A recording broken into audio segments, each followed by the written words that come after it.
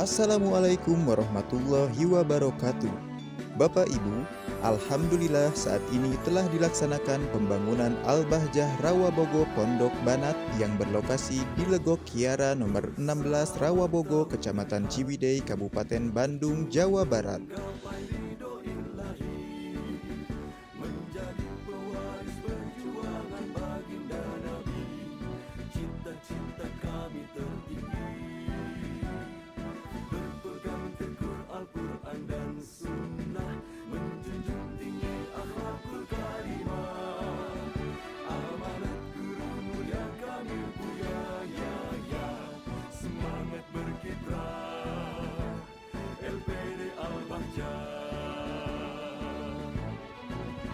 Lembaga pengembangan dakwah Al-Bahjah membangun hidup berakhlak mulia.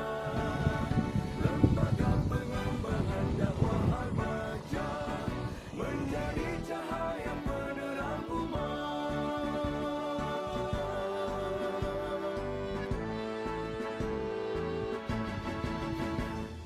Bersama tahukan hati, berjuang menggapai ridho ilahi, menjadi pewaris perjuangan baginda Nabi. Cita-cita kami tertinggi, berpegang teguh Al-Quran dan Sunnah, menjunjung tinggi akhlakul karimah. Amanat guru mulia kami buaya, semangat berkiprah. LPD Al-Bahjah, lembaga pengembangan dakwah Al-Bahjah membangun hidup berakhlak mulia. Lembaga pengembangan dakwah Al-Bahjah menjadi cahaya penerang umat. Oh, yang berjuang lapang hati, lapang rezeki, panjang umur, sehat, panjang umur sehingga perjuangan semakin banyak. Kemudian nanti santrinya solehah.